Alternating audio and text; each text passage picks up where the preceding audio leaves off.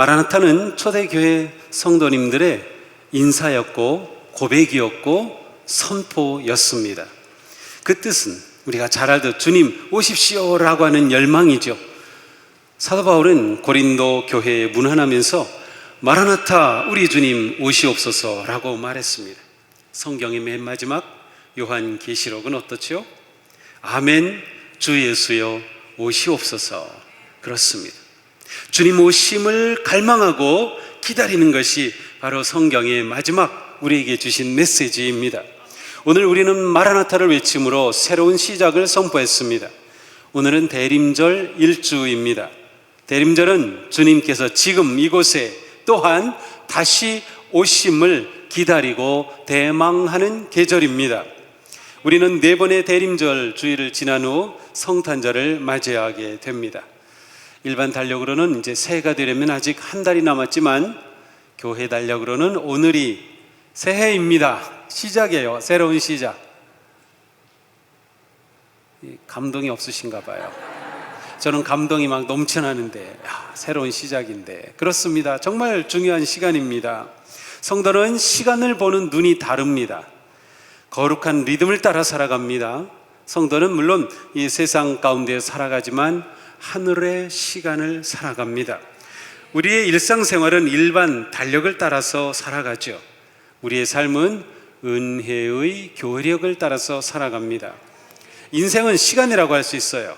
우리는 누구나 시간 안에 살고 있고 시간을 살아갑니다. 그래서 우리는 시간을 과거, 현재, 미래로 이렇게 구분하기도 하죠. 하지만 가만 생각해 보면 현재는 없는 것 같아요. 어느 순간이 현재입니까? 지금 벌써 지나갔는데요. 지금 하는 순간 벌써 지나갔어요. 사실 어떻게 보면 현재는 우리의 생각에만 있는지도 모르겠어요. 우리는 현재를 잡을 수가 없습니다. 그런데 현재가 우리를 만들어가고 있어요. 우리는 현재를 살고 있기 때문이죠. 현재를 사는 우리는 언제나 기억과 기다림으로 살아갑니다. 기억은 우리가 경험한 과거라면 기다림은 우리가 소망하는 미래입니다. 지금 우리는 기억과 기다림 사이에 살아가는 거예요. 기억이 사라진다면 우리 존재도 사라집니다. 우리의 은혜의 삶의 경험은 기억이 되어서 우리는 그 기억에 의존하여 우리의 정체성을 지키며 살아갑니다. 우리는 이제 치매를 굉장히 두려워합니다. 치매, 다른 질병도 힘들지만 치매가 두려운 이유는 우리에게서 기억을 지워가기 때문이에요. 기억을 지워가요. 그래서 심해지면은 알아보지도 못하죠. 기억이 지워지기 때문에 그렇게 조금씩 사라지는 것. 그래서 인생에 텅 빈 몸만 남는 거죠. 그래서 우리는 이 치매를 아주 두려워합니다. 사실 인생은 기억입니다. 기억이 사라진 내 존재가 있을까요? 영적인 삶도 마찬가지예요. 신앙은 기억입니다. 기억이 우리의 영적 정체성을 형성합니다. 내가 하나님의 자녀인 것, 예수님의 제자인 것, 내가 성도인 것, 그리스도인이라는 정체성은 거룩한 기억이 우리를 만들어 온 것입니다. 우리는 하나님의 창조의 역사와 예수 그리스도의 성육신의 신비 그리고 십자가와 부활의 능력을 기억하며 현재를 살아갑니다. 그런데 성경을 보니까 하나님도 기억하신다고 해요. 하나님도 기억하신다. 창세기 9장에 보니까 내가 나와 너희와 및 육체를 가진 모든 생물 사이에 내 언약을 기억하리니 다시는 물이 모든 육체를 멸하는 홍수가 되지 아니할 것이라.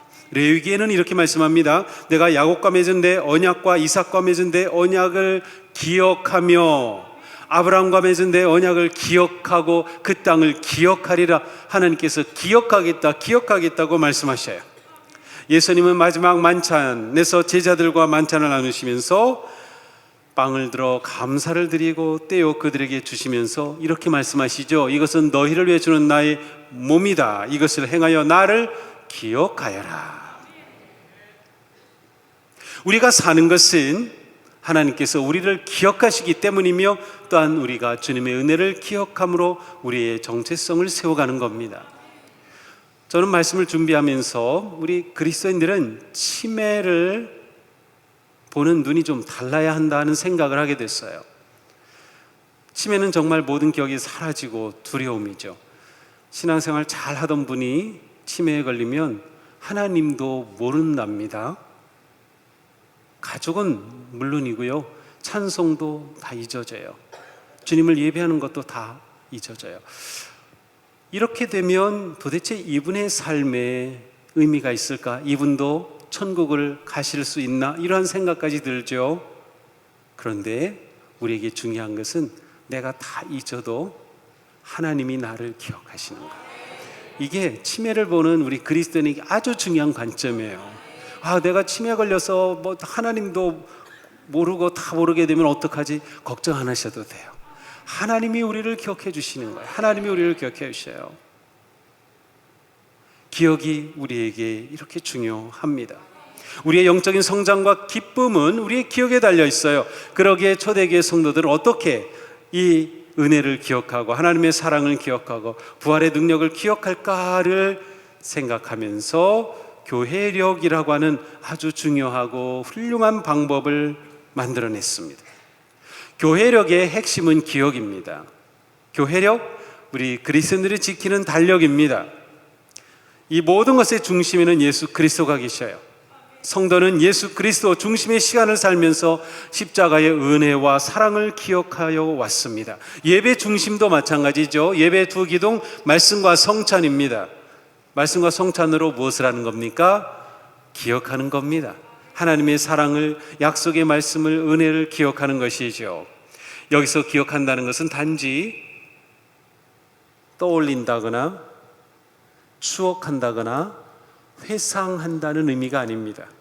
성경에서 영적으로 또한 기억한다는 것은 과거의 은혜롭고 놀라운 역사와 체험을 현재의 의미 있는 역사로 새롭게 체험하는 것을 말합니다.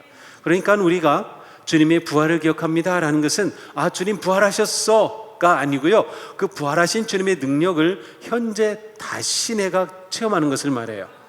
그래서 교회력은 이렇게 1년 돌아가잖아요. 지금 대림절이 시작이 되었어요. 다시 반복되고 반복됨으로 다시금 그 은혜를 현재 경험하는 것이에요. 이것이 기억의 아주 중요한 초점입니다. 초대교회 성도들에게 가장 중요한 하루의 날을 말하려면 예수 그리스도의 부활하신 부활절입니다. 그들은 예배하면 부활의 주님을 기억하였어요. 그 부활의 주님의 능력을 기억하였어요. 십자가의 은혜를 기억하였어요. 이것이 모든 예배의 초점이었습니다. 자, 그런데 부활절을 잘 지키려면 어떻게 합니까? 준비해야 돼요. 그래서 우리가 잘 아는 사순절이 생겨요. 자, 그런데 시간이 지나면서 처음 기독교는 로마 제국하에서 엄청난 박해를 받았죠. 특별히 네로 황제와 도미티안 황제에 대한 그 박해가 극에 달했습니다. 그래서 그리스도인들이 카타콤이라고 하는 지하에 숨어서 예배해야 했고요, 지하에 나오지 못하니까 눈이 멀어가기도 했고요, 그렇게 그곳에서 일생을 살고 세상을 떠났습니다. 그러다가 313년에 로마 제국이 기독교를 공인합니다. 종교로서 인정을 하게 되죠. 아직 국교는 아니지만. 그렇게 되면서 카타콤의 성도들이 나오게 되고요, 빛의 세상으로 나오죠. 그러면서 교회가 성탄절을 지키기 시작했어요. 그러니까 처음 교회는 성탄절이 아니라 부활절을 먼저 지켰어요. 300년 동안. 그러다가 성탄절을 나중에 지키게 된 거죠. 우리는 예수님이 태어나심부터 이렇게 했을 것 같지만 실제로는 그렇지 않아요. 지금 우리가 대림절을 지켜요. 왜? 성탄절을 준비하는 기간이 대림절입니다. 그러니까 우리가 이렇게 1년의 교회력을 반복하는 것은 다시금 그 은혜를 기억하고 현재 우리가 다시 그 은혜 가운데 살아가기 위한 것입니다. 우리는 그리스도께서 이 땅에 오신 의미를 밝히며 사랑과 소망과 평화와 기쁨의 초를 하나씩 밝혀갑니다. 대림절입니다. 이 대림절에서 가장 중요한 핵심 주제는 기다림입니다. 무엇을 기다릴까요? 그리스도의 다시 오심을 기다리는 것입니다. 성도는 기억과 기다림 속에 살아갑니다. 기억과 기다림은 성도의 삶의 두 기둥과도 같습니다. 우리는 십자가의 부활의 은혜와 그 사랑을 기억할 뿐만 아니라 그 은혜를 힘입어서 주님의 언약이 성취됨을 기다리며 바라봅니다. 우리는 성육신하신 예수 그리스도의 성탄을 찬양하고 준비함으로 하나님의 사랑을 기억하며 주님의 다시 오심을 기다립니다. 그러니까 기다린다는 것이 굉장히 중요한 포인트예요. 우리는 성탄절을 통해 이미 이 땅에 오셨어요. 예수님은. 그래서 성탄을 기다리는 게 아닙니다. 이미 오셨습니다. 그래서 우리는 성육신 하신 그 예수님을 경배하는 겁니다. 찬양하는 겁니다. 그리고 이 대림절에 우리는 예수님의 다시 오심을 기다리는 것이에요. 예수님은 말씀하셨습니다. 내가 너희에게 이르노니 이후에 인자가 권능의 우편에 앉아있는 것과 하늘 구름을 타고 오는 것을 너희가 보리라. 예수님은 다시 오시겠다고 말씀하셨어요. 히브리서도 말씀합니다. 그리스도도 많은 사람의 죄를 담당하시려고 단번에 들이신 바 되셨고 구원에 이르게 하기 위하여 죄와 상관없이 자기를 바라는 자들에게 두 번째 나타나시리라. 요한계시록 이렇게 선포합니다. 보라, 내가 속히 오리니 내가 줄 상이 내게 있어 각 사람에게 그가 행한 대로 갚아주리라. 내가 진실로 속히 오리라. 주님 분명히 오시겠다고 말씀하셨어요. 기억은 우리가 그리스도인이라는 정체성을 세워줍니다. 우리는 그 기억 속에서 기대하고 희망하게 되는 것이에요. 대림절은 우리를 은혜의 기억 속에서 언약의 미래를 기다리는 현재의 삶으로 우리를 초대합니다. 우리가 현재를 살아갈 때 은혜의 놀라운 부활의 은혜와 역사, 십자가의 그 은혜를 기억하면서 주님의 언약의 성취됨을 기다리는 현재를 살아가는 거예요. 그러니까 그리스도인의 삶이 바로 언제나 기억과 기다림 사이에 있습니다. 우리는 대림절에 기대하고 기다리며 기도합니다. 예수님의 탄생과 십자가의 부활의 기억이 우리의 존재를 결정한다면 미래에 대한 우리의 기다림은 우리의 존재를 이끌어갑니다. 현재를 살아가는 그 소망과 힘이 기다림에 있습니다. 기억과 기다림이 우리에게 이렇게 중요합니다. 진실한 성도는 예수님의 다시 오심을 간절히 기다리며 열망합니다. 우리는 주님 오심을 기다리는 마지막 때를 살고 있습니다. 아모스의 아들 이사야 예언자는 마지막 때에 관한 놀라운 계시를 받았습니다. 바로 이사야서 2장인데요.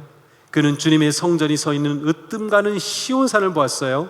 그런데 하나님의 백성들이 강물처럼 그 시온산을 향해서 가는 겁니다. 그러면서 외치는 겁니다. 그가 그의 길을 우리에게 가르치실 것이라. 우리가 그 길로 행하리라.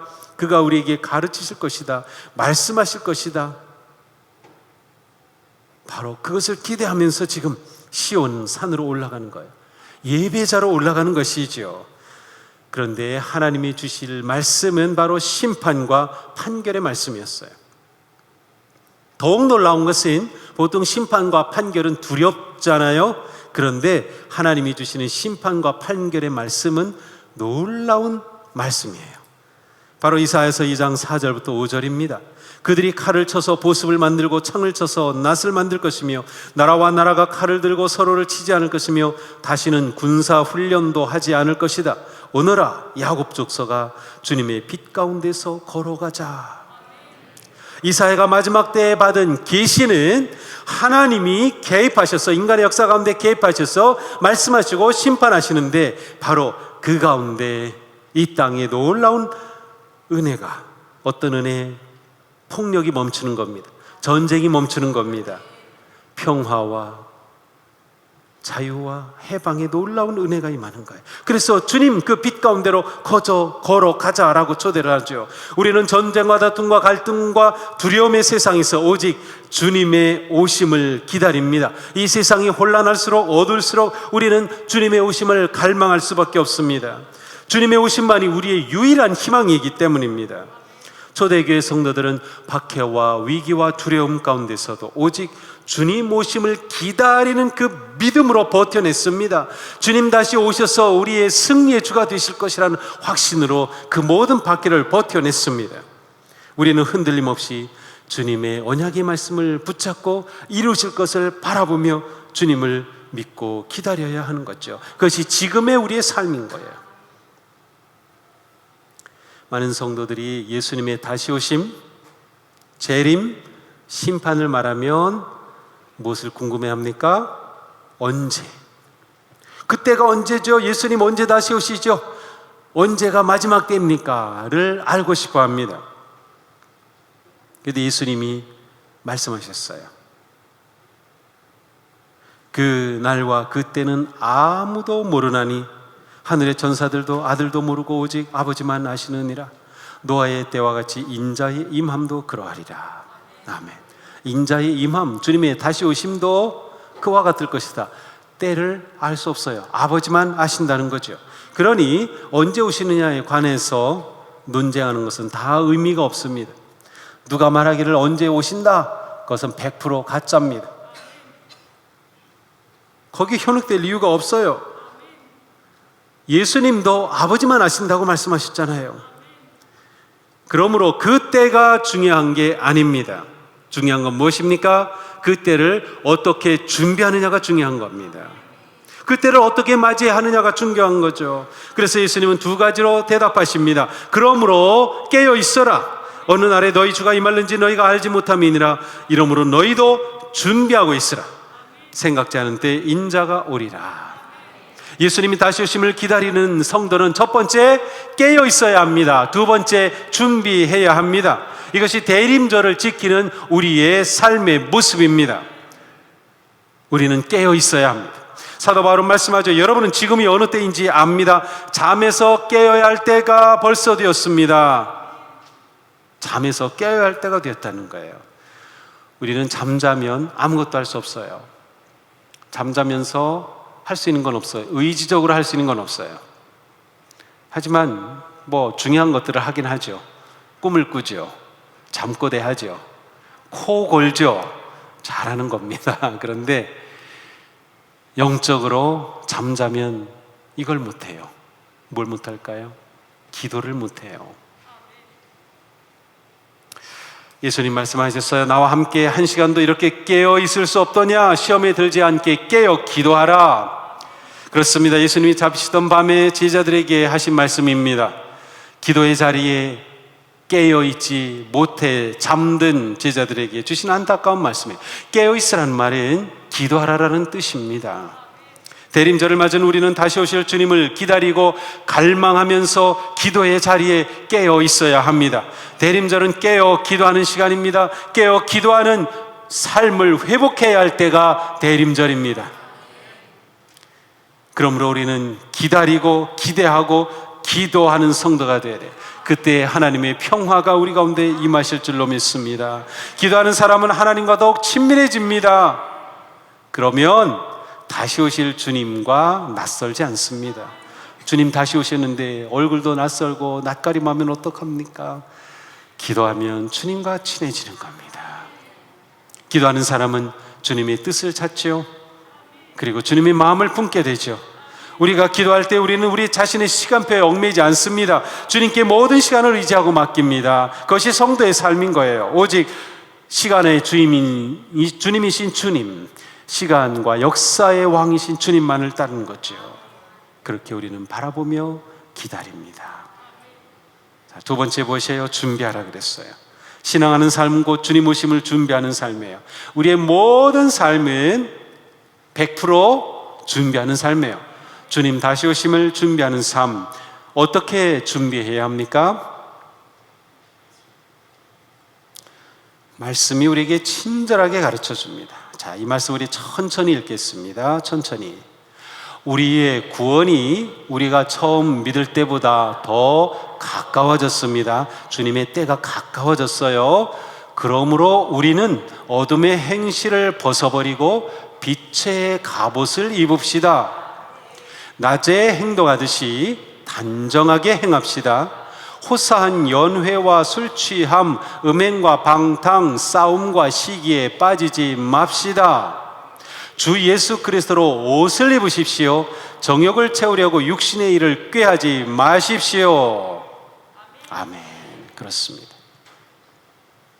때가 가까워졌습니다. 그러므로 우리는 먼저 어둠의 행실을 벗어버려야 합니다.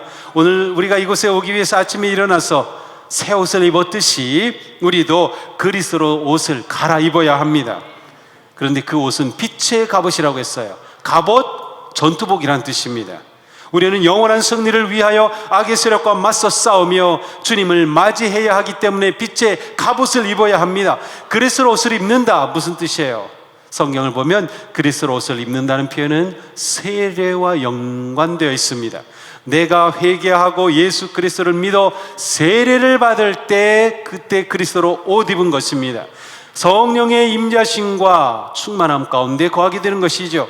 성도는 그리스도 옷을 입음으로 내가 누구인가를 드러냅니다. 자기 정체성을 나타내는 거예요.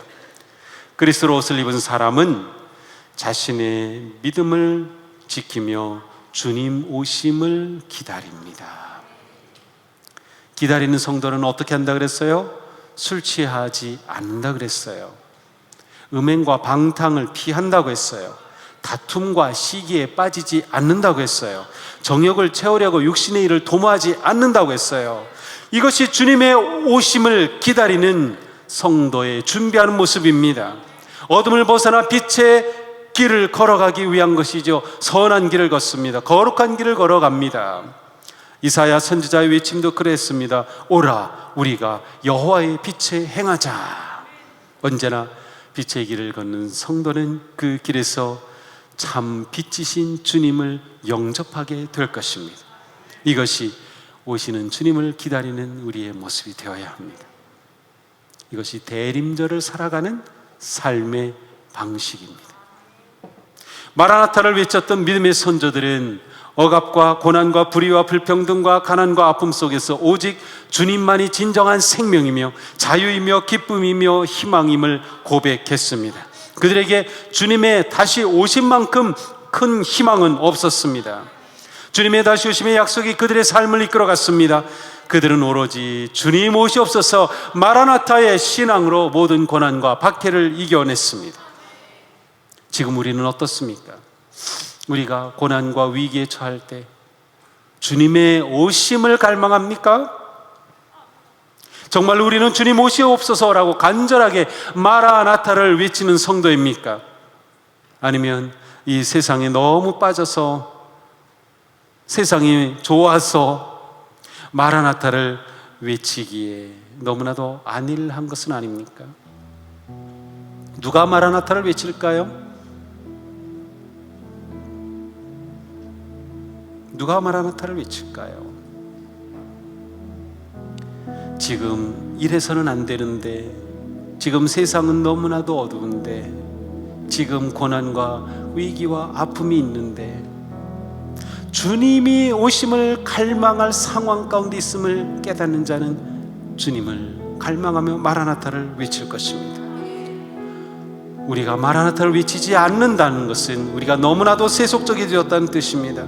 주님을 바라보지 못한다는 뜻입니다. 주님 오심에 무관심하다는 뜻입니다. 왜? 이 세상의 모든 게 다 빠져 있었어죠. 이번 대림절에 우리의 마라나타 믿음이 회복되기를 축복합니다.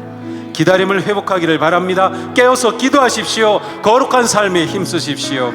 우리의 마음이 더욱 가난해져서 의에 줄이고 목마른 성도가 됩시다. 겸손하게 주님의 긍휼을 구하며 이 세상에 오신 구세주 예수 그리스도의 그 빛으로 우리의 마음을 밝히고 세상을 밝히며 깨어 다시 오실 주님을 기다리는 승리하는 성도가 되기를 축복합니다.